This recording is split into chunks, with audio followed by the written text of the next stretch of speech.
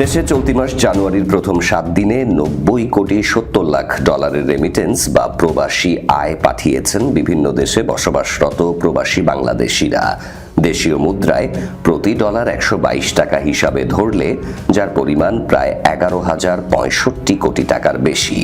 বৃহস্পতিবার 8 জানুয়ারি বাংলাদেশ ব্যাংক সূত্রে এই তথ্য জানা গেছে।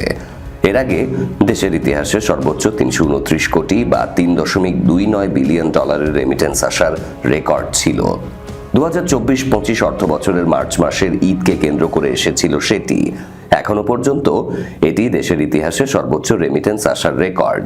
আর দ্বিতীয় সর্বোচ্চ রেকর্ডটি ছিল গত বছরের মে মাসে 297 কোটি ডলারের রেমিটেন্স। তবে সেই দ্বিতীয় সর্বোচ্চ রেমিটেন্স আসার রেকর্ডটিকে ভেঙে দিয়ে নতুন রেকর্ড তৈরি করল সদ্য বিদায়ী বিজয়ের মাস ডিসেম্বর। সদ্য বিদায়ী মাসটিতে পুরো সময় এসেছে 322 কোটি 67 লাখ ডলার বা প্রায় 39,365 কোটি টাকা।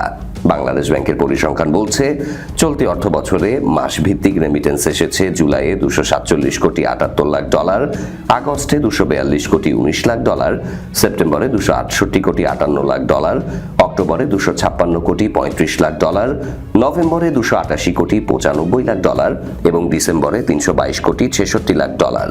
প্রসঙ্গত, 2024-25 অর্থ বছরের মার্চ মাসে সর্বোচ্চ 329 কোটি ডলারের রেমিটেন্স এসেছিল, যা ছিল অর্থ বছরের রেকর্ড।